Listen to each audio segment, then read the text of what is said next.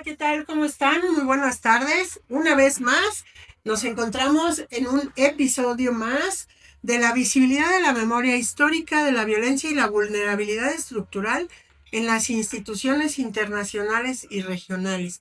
Y como ustedes saben, bueno, pues este es un trabajo que realizamos en Editorial Mentes Libres, coordinado por la doctora Itzel Arriaga, que quiero decirles que es algo histórico lo que estamos haciendo, porque esto se deriva de un seminario que hizo un grupo importante de investigadores en la Facultad de Derecho de la Universidad Autónoma del Estado de México, y que este seminario se ha convertido en un libro en 3 tomos y básicamente hoy un podcast en el que estamos escuchando la opinión y la visión de todos aquellos juristas o especialistas en la materia, científicos prácticamente de la ciencia jurídica, que hablan sobre todos estos temas. Está conmigo hoy Paola Cañas Montoya. Paola, bienvenida, qué gusto tenerte aquí. ¿Cómo te sientes hoy? El día de hoy me siento muy emocionada por estar con ustedes y por compartir sobre lo que tuve la oportunidad de escribir en este libro. Genial. Dinos, Paola, ¿cómo se llama tu capítulo? El capítulo se llama Desaparición forzada en México a partir del pronunciamiento del Comité contra la Desaparición Forzada en 2025.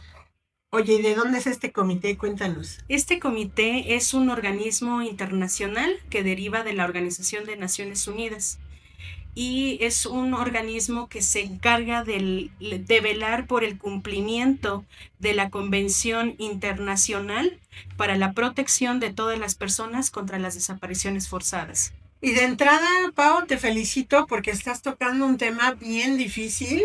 Es un tema que lamento decirlo así, pero que nuestras autoridades dicen no hay tal fenómeno en México, no existe, hay menos desapariciones o se está disminuyendo, y la verdad es que cada día nos enteramos de más y más seres humanos que desaparecen. Que no se desaparecen porque no es una cuestión de arte de magia, ¿no? Desaparecer es como agarro mi varita mágica y desaparezco esta cuchara. No, en realidad es que alguien llega a llevarse a otra persona. Y para muchos fines que son totalmente deleznables, ¿no? Sí, que son fuera de una protección jurídica y de un Estado de Derecho. Pues te felicito por ser tan valiente de tocar un tema tan delicado. Y me gustaría preguntarte por qué escribiste sobre este tema. Bueno, antes de responder un poquito a esa pregunta, quisiera yo mencionar un preámbulo. Yo tuve la oportunidad de conocer a una profesora investigadora en mi formación de la licenciatura en Derecho y que tengo la oportunidad de seguir coincidiendo con ella, es la doctora Itzel Arriaga Hurtado. Tuve la oportunidad de realizar servicio social, prácticas profesionales, becaria de proyecto. Y a partir de esas actividades investigativas tuve la oportunidad de que ella me abriera a observar otras opciones, otras formas de ver el mundo más real a partir de las vulnerabilidades estructurales y las violencias. Entonces, en esas dinámicas, en esas actividades, ella fue mi primer acercamiento para conocer un tema general de desaparición de personas. Pero posteriormente, ya teniendo más conocimiento, metiéndome en la materia, tuve la oportunidad de decidir que me iba a enfocar más al estudio de la desaparición Qué forzada de interesante. personas. Interesante, Pau. Y bueno, pues son muy buenas razones para escribir sobre esto. Y para que un poquito quienes nos escuchan, dinos qué opinas, o bueno, cuáles son esas vertientes de desaparición, para qué desaparecen a la gente. Bueno, aquí tenemos una multidisciplina, una gran variedad de términos. Si bien es cierto, estamos hablando de desaparición forzada de personas, Uh-huh, también hay otras figuras que confluyen, uh-huh. como desaparición de personas en lo individual, como declaración de ausencia, una persona de carácter ausente. Entonces, el entendimiento de la desaparición forzada de personas implica esta privación de la libertad que se hace a través de la kinestesia, el apoyo, la autorización de un agente estatal. Sin embargo, después de esa privación de la libertad sigue la negativa de la no comisión Uh-huh. y por lo tanto se sale esa esfera de protección de derechos o de un Estado de Derecho a una persona.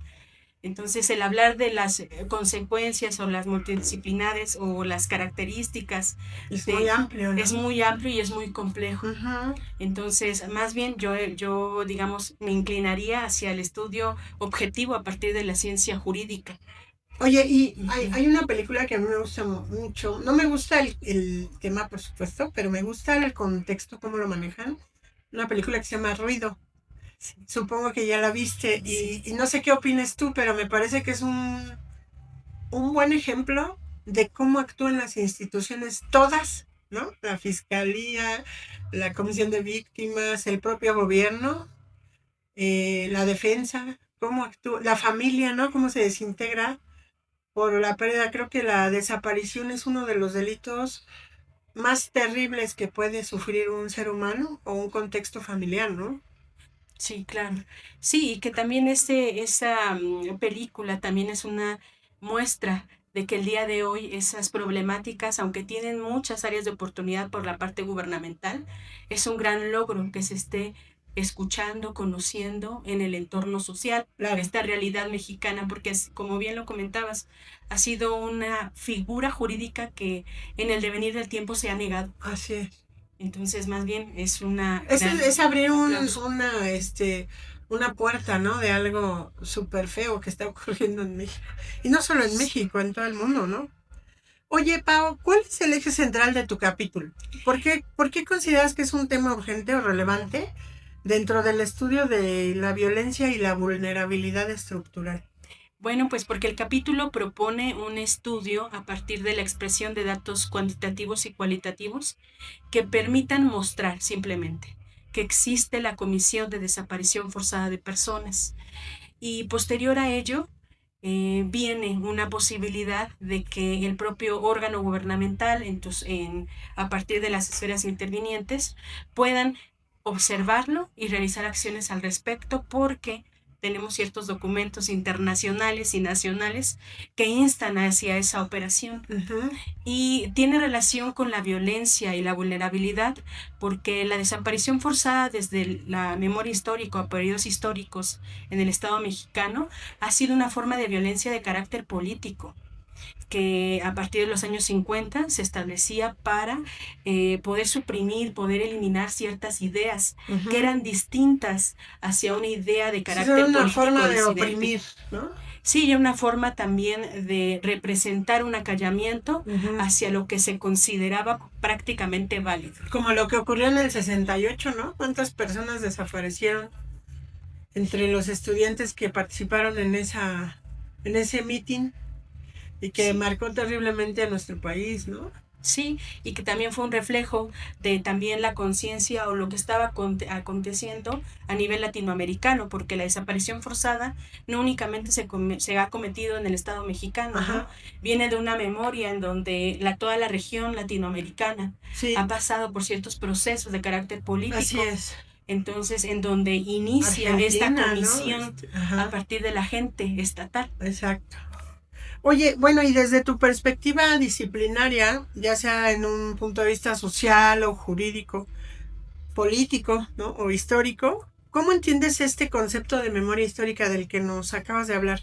¿Y qué papel juega en la construcción de la justicia y la reparación del daño?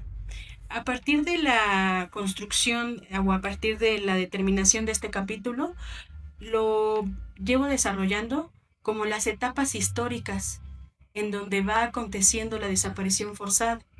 Y también ese acontecimiento es a partir de la contrastación, como lo menciono en el capítulo, de la negación de la desaparición en sí mismo, que hasta siglo XXI es que se está cuantificando por primera vez por parte de los órganos gubernamentales que sí existe esta comisión de Ujú. desaparición forzada. Sin embargo, yo utilizo el término memoria histórica para determinar, es un acontecimiento, es un fenómeno que pasó desde periodos históricos en la realidad mexicana. Ujú. Hoy en día inclusive podemos escuchar que, es decir, ¿pasa más desaparición forzada? No. Hoy simplemente estamos obligados a que se cuantifique y a que se exprese, se comunique inclusive a la sociedad un acto como tal de la desaparición forzada, que además es un delito de lesa humanidad y un acto de violación a derechos humanos. Pues sí, porque además, Bueno, como decimos coloquialmente, Dios nos libre, pero ¿cuántas familias han pasado por esto? Y entonces empieza a lastimar y a afectar el constructo social, ¿no? Y pues lo que viene después ya son cosas, pues ya no nada más se desapareció una persona, a lo mejor se desintegró una familia, a lo mejor la sociedad empieza a tener miedo, hay muchas cuestiones, ¿no? Que de aquí se derivan. Oye, Pau, ¿y qué instituciones internacionales o regionales analizas en tu capítulo? ¿Cuáles son los principales desafíos o las principales limitaciones que identificas en la actuación frente a estos contextos de violencia de estas instituciones? Sí, las principales instituciones que analizo en este capítulo es el Comité contra la Desaparición Forzada a partir de este pronunciamiento que hace el 4 de abril de 2025. Hace un pronunciamiento en donde O el sea, es muy presidente, reciente, sí, muy sí es muy reciente. reciente, el presidente de este comité Mm. comunica a la Asamblea General de Naciones Unidas la intención de activar el artículo 34 de la Convención Internacional para la Protección de todas las personas contra las desapariciones forzadas. Y el objetivo de activar este procedimiento es porque existen datos previos o conoce el comité que indican que la desaparición forzada se comete en un Estado-nación, en este caso el Estado mexicano, de manera sistemática y generalizada. Para esto, el comité solicita al Estado mexicano información. Y después de información, él ya va a decidir si lo lleva o no a la Asamblea General. Al momento, cuando yo realicé esta investigación, solamente era la iniciativa de que apenas se iba a someter a la Asamblea General.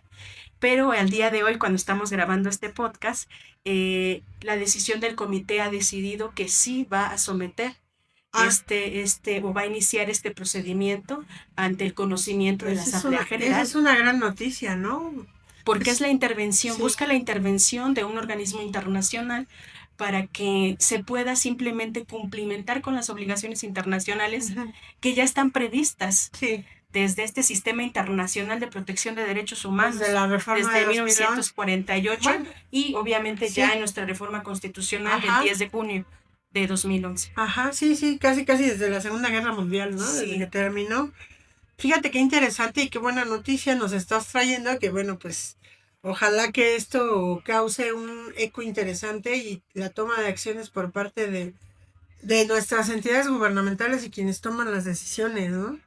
sí, y bueno, esta fue un primer análisis de este comité, pero Ajá, también me permití expresar datos a partir de datos de comunicaciones que hacen los organismos gubernamentales sobre si existe o no cuantificablemente desaparición forzada y expuso algunos datos de la Comisión Nacional de Derechos Humanos, también de los informes que hizo el Mecanismo para el Esclarecimiento Histórico de las violaciones a derechos humanos del periodo de 1965 a 1990 y del Sistema Nacional de Búsqueda de Personas. no, pues está bien interesante tu capítulo, tiene una información bastante relevante y como es el título, con memoria histórica. Sí. Qué bien. Oye, ¿puedes compartirnos un caso, experiencia o algún hecho histórico que a tu juicio ejemplifique de manera clara la persistencia de estas estructuras de vulnerabilidad? Sí, un caso que fue determinante para nosotros fue la obligatoriedad que se determinó para que el Estado mexicano tuviera la obligación de todos los jueces, todos los organismos gubernamentales, a cumplimentar una denominada acción urgente.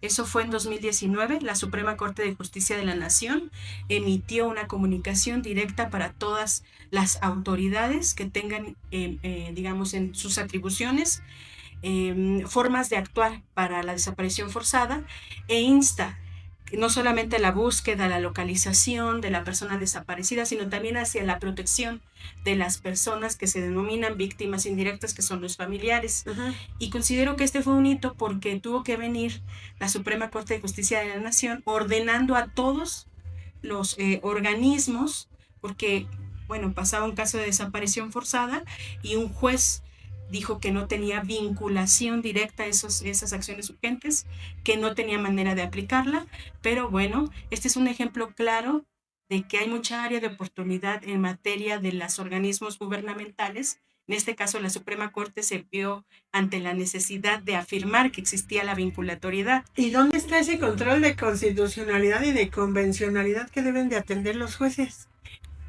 Bueno, ¿no lo están atendiendo? ¿Cuál es tu opinión al respecto? Bueno, mi opinión es que definitivamente se necesita capacitación. Capacitación hasta cierto punto son muy legalistas los criterios que a veces emite un juez y no van más allá, no ven todo esto. Por eso, digamos, bueno, mi propuesta requieren capacitación, pero capacitación que los inste a ver el fenómeno de manera global y de manera regional, internacional. Es verdad, la desaparición forzada se está cometiendo en el Estado mexicano, pero la comisión o la forma de actuar o la forma de las atribuciones gubernamentales no nada más están contempladas a nivel nacional, sino también ya hay documentos internacionales que por convencionalidad, que por protecciones de derechos deben de seguirse a la manera de, pues, a lo mejor ejercer una decisión judicial o una de carácter administrativa. Entonces considero que la capacitación es muy importante en materia no solamente de control de convencionalidad, sino también de conocimiento del sistema internacional, de conocimiento de esta educación en materia de reducir vulnerabilidades. Correcto. De protección de derechos. Y no solo los jueces, yo creo que todos los que están en la cadena del sistema de justicia penal, ¿no? Sí. Deberíamos de capacitarnos de alguna manera. Todos. Considero que es una gran área de oportunidad. Oye, ¿qué metodología o enfoque teórico ocupaste en tu investigación? ¿Y cuáles fueron las ventajas en estos para abordar este fenómeno? Derivado de la información que yo observé y analicé en el capítulo, consideré pertinente utilizar una metodología de carácter expositivo a partir del enfoque cuantitativo y cualitativo. Mostré datos, también mostré la complejidad de qué se entiende por desaparición forzada, qué se entiende por desaparición de personas, porque comúnmente uno de los hallazgos que encontré a partir de este análisis es que las atribuciones de las autoridades se encuentran ante un problema epistémico, que no saben la distinción de figuras jurídicas. Y eso provoca que en algún momento se pierdan hacia la comunicación o qué fenómeno estoy atendiendo. Entonces, ese fue una gran área de oportunidad también. Oye, y Pau, ¿cómo dialogan todo esto que hallaste? ¿Cómo dialoga todo esto con los marcos normativos internacionales, específicamente de derechos humanos? ¿Tú crees que existe una brecha entre el discurso y la realidad, el discurso jurídico y la realidad? Definitivamente sí. Sí existe pareciera que estamos hablando de cosas discordantes, ¿no? Sí, diferentes, claro. En donde no hay una comunicación, no hay una congruencia. Por una parte tenemos las obligaciones internacionales previstas desde el 2005 a nivel interamericano, pero también tenemos otros instrumentos, también tenemos jurisprudencias, criterios de la Corte Interamericana de Derechos Humanos que nos van dando más especificidad de cómo se debe hablar y que compone este sistema internacional. Pero ya en la práctica, de acuerdo a los datos expresados, también de acuerdo a los autores revisados, pareciera que estamos hablando de figuras completamente distintas.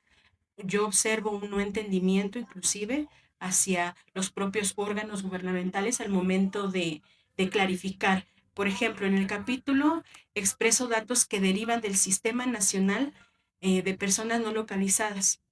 Entonces, ahí observo a partir de las variables que determiné que hay una gran distinción, no hay una cualificación entre las variables de distinción de personas desaparecidas y desaparecidas forzadas. También otra área de oportunidad donde generalmente la Fiscalía, que es una de las obligadas para nutrir este sistema nacional, no tenemos información suficiente también, ¿no? Para expresar. Y muchas veces el ciudadano comúnmente se niega a presentar hasta una denuncia, ¿no? Porque siente que va a resultar perjudicial para localizar a su familiar, ¿no? Sí, y que precisamente también se toma o entra de la mano con esta violencia y esta vulnerabilidad. Porque es una total falta de confianza en las instituciones. Sí, una falta de confianza, pero también una realidad donde prácticamente se deja el sujeto de derecho, que es el familiar de la víctima de desaparición forzada, fuera de esa protección. Una protección que para eso está el Estado constitucional. pero Sí. se deja de lado, y que esa percepción de qué siento, si es viable denunciar, si es viable ir a la Fiscalía Especializada en materia de de desapariciones forzadas, entre Es otras. como, por ejemplo, platicábamos de la película, ¿no? De la película Ruido. Y lo vemos hoy en la realidad, cuando te das cuenta que hay madres buscadoras en un rancho como el Izaguirre, ¿no? El que está en Jalisco, y que encuentran más de 200 osamentas ahí y encuentran zapatos y ropa y todo abandonado como si ahí hubiera existido un delito muy grave, ¿no?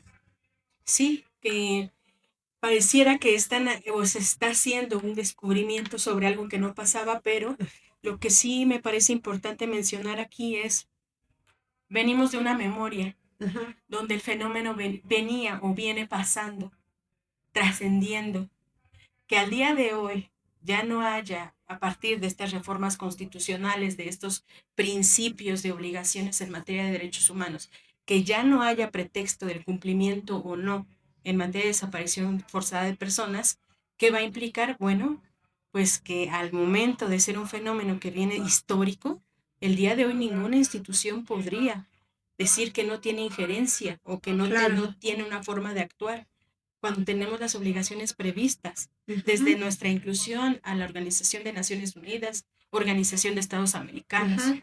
que son dos instituciones importantes y que han Y no emitido podemos estar aislados de todo eso. consideraciones al respecto. Claro. Oye, Pau, y en tu opinión, ¿cuáles son los factores estructurales que perpetúan esta violencia dentro de los sistemas institucionales?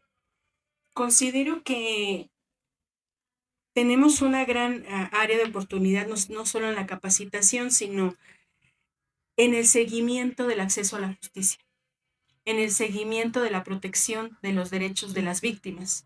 Inclusive tenemos datos, no, bueno, en este caso, al ser una pregunta así, tenemos datos donde a nivel internacional nos colocan como un país donde hay mayor impunidad a nivel regional. Claro.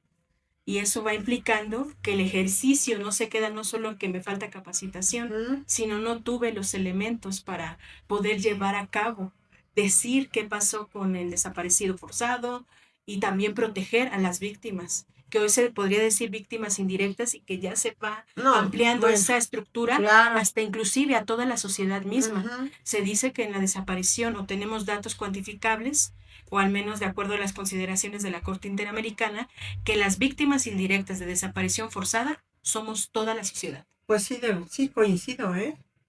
Porque imagínate qué pensamiento nos genera a todos los que vemos, que afortunadamente no hemos tenido necesidad de pasar por eso, pero qué pensamiento nos genera, ¿no?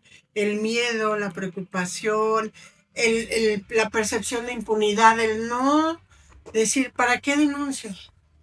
Ahí somos víctimas todos, ¿no? Sí. Interesantísimo. Oye, y bueno, en tu concepto, ¿qué transformaciones institucionales, sociales o culturales consideras indispensables para avanzar hacia escenarios más justos y protectores en este contexto? Considero que hemos sido una sociedad, de acuerdo a datos históricos, una sociedad muy violenta. Sí, y en esa violencia, en los discursos, al menos en materia de desaparición forzada, se ha visto fraguado que tanto sociedad como organismos gubernamentales como víctimas estamos inmersos dentro de esa violencia. Y eso provoca que entre nosotros exista o sigamos reproduciendo esa violencia, en lugar de poner atención específica. En este caso, por ejemplo, de los dos derechos fundamentales cuando desaparece una persona, que es el derecho a la verdad, y también el conocimiento de la información del paradero. Pero hay más derechos que nosotros deberíamos de estar, en este caso, construyendo y luchando. Claro, en este caso mi recomendación sería pues una colaboración de carácter, le llaman triple hélice actualmente, ¿no? Que es el órgano, que es la sociedad civil, y que también somos de carácter general ciudadanos o víctimas en este caso. Entonces podría ser esa una colaboración para que se pueda... instituciones, sociedad y... Instituciones, sociedad civil organizada a través de... las ACs y las ONGs. Y digamos que toda la esfera entendida como ciudadanos. Pero a veces el tema es ¿no? Que Nosotros que estamos en un contexto de estudio jurídico, de ciencia jurídica, pues sí lo vemos, lo valoramos, lo analizamos, pero el común de las personas pues están en otro mundo, ¿no? Mientras no les pase, no se consideran parte del problema.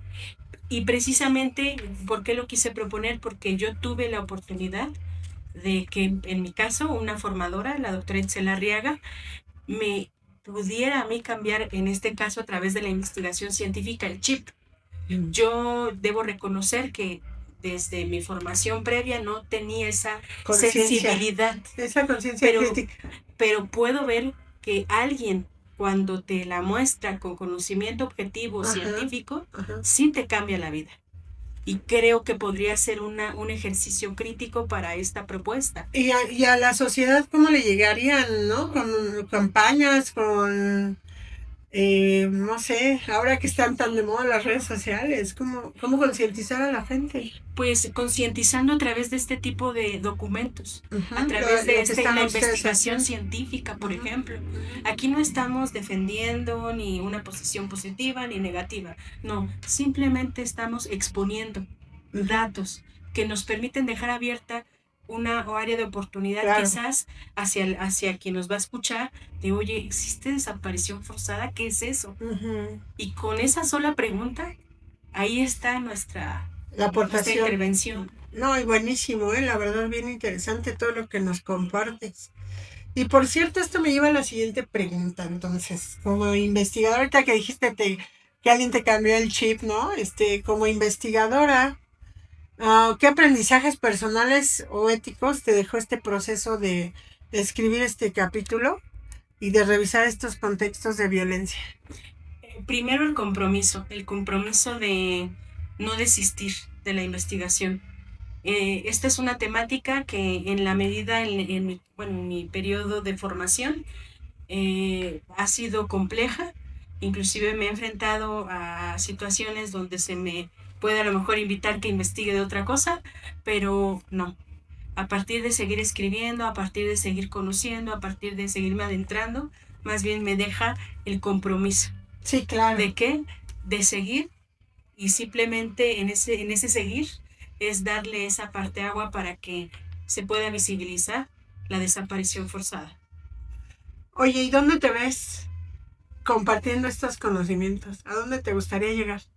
Bueno, me gustaría en algún momento proponer a partir de estas investigaciones probablemente una base de datos que permita, por ejemplo, medir ciertas variables para informar la comisión de desaparición. Una base de datos real, bien hecha. Una base de datos a lo mejor a partir de los datos que debe informar Fiscalía.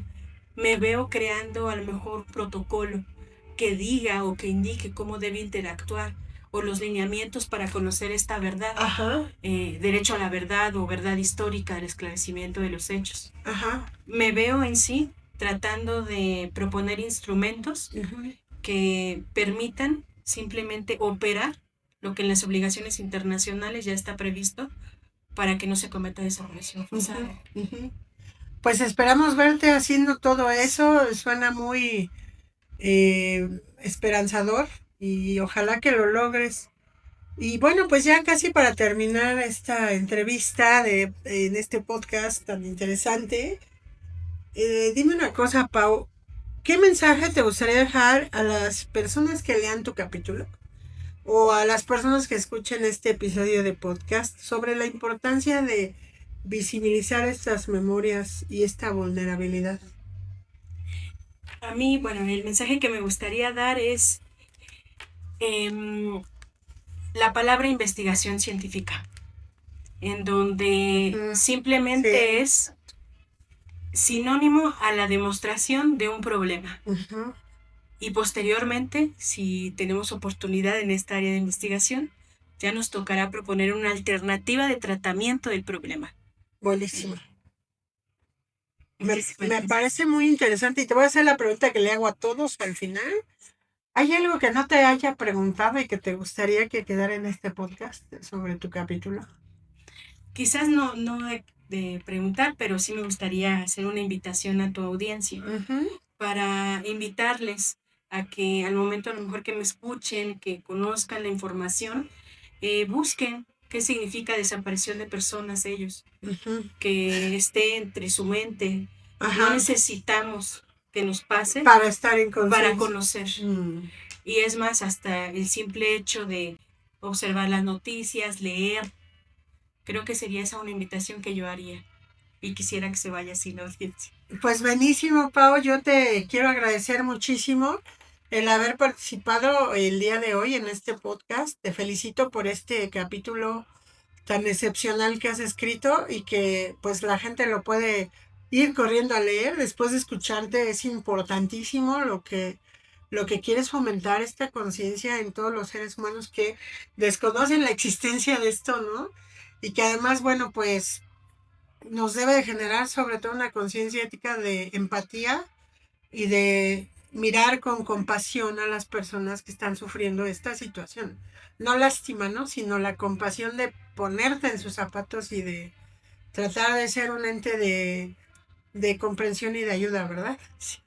Pau, pues muchísimas gracias y gracias a ustedes que nos han escuchado en este episodio más de la visibilidad de la memoria histórica de la violencia y la vulnerabilidad estructural en las instituciones internacionales y regionales, un esfuerzo de Editorial Mentes Libres y de este extraordinario grupo de investigadores de la Facultad de Derecho de la Universidad Autónoma del Estado de México, encabezados por los doctores Itzel Arriaga y Carlos Gutiérrez. Un saludo para todos y bendiciones. Muchas gracias.